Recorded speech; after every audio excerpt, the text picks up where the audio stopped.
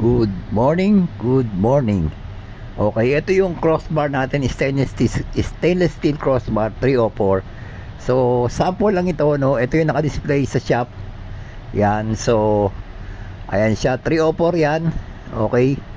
So, itong crossbar na to is in-order yan ng mga customer sa akin. Ayan, so ayan the sample. Tingnan nyo yan, okay. 304 stainless steel, ayan yan.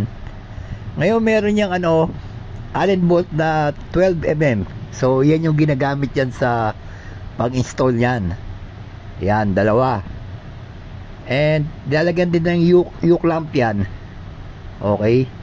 Pero yan, bago ko ilagay yung U clamp yan, so mapapasin nyo, ayan, meron yan tack weld, nakatig yan. Ayan, ayan yan, dalawa na yan, kasi gumagalaw yan sideways. Ayan, nakatig weld yan, kabilaan yan.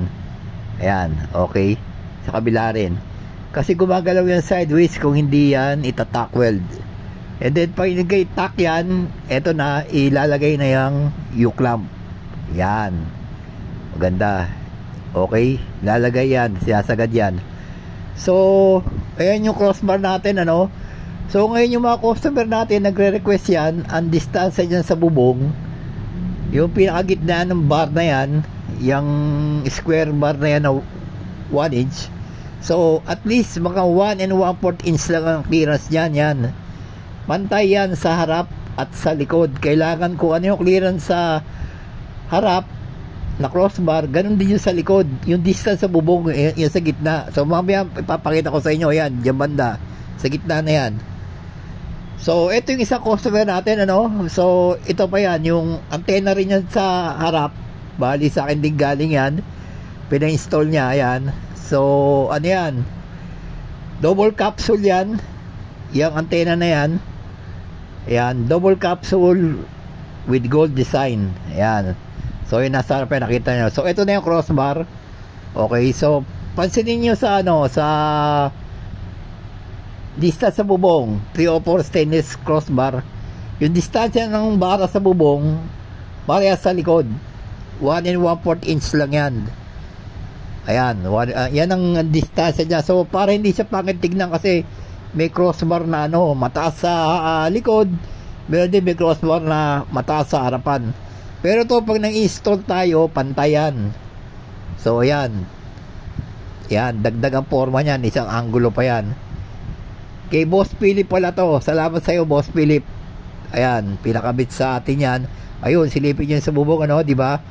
1 and 1/4 inch lang ang clearance niyan. So pag tinignan mo, maganda siya, pantay siya. Ayan, yan yung crossbar natin. Okay. Ayan, para maganda siya, di ba? Maganda tignan. So ito naman sa to, kay Boss Lito to. Salamat sa iyo, Boss Lito. Din yung crossbar na pinalagay niya. Ito medyo nahirapan ako dito kasi yung bubong niya, ayan halos flat yan So yan, halos lang yan, mahigit 1 inch lang clearance na gusto niya dyan. Yan, 1 and 1/4. So ito pa isang angle niya. Ayan diba, napakaganda, pandagdag yung forma na yan. Ayan, sa gilid. Okay, so pantay yung clearance dyan sa harap at sa likod. Ayan, okay, maganda yan. So ito front view. Ayan, diba, maliit yung clearance. So sana po nagustuhan nyo itong video na to. Paki-like, paki-share and subscribe. God bless po.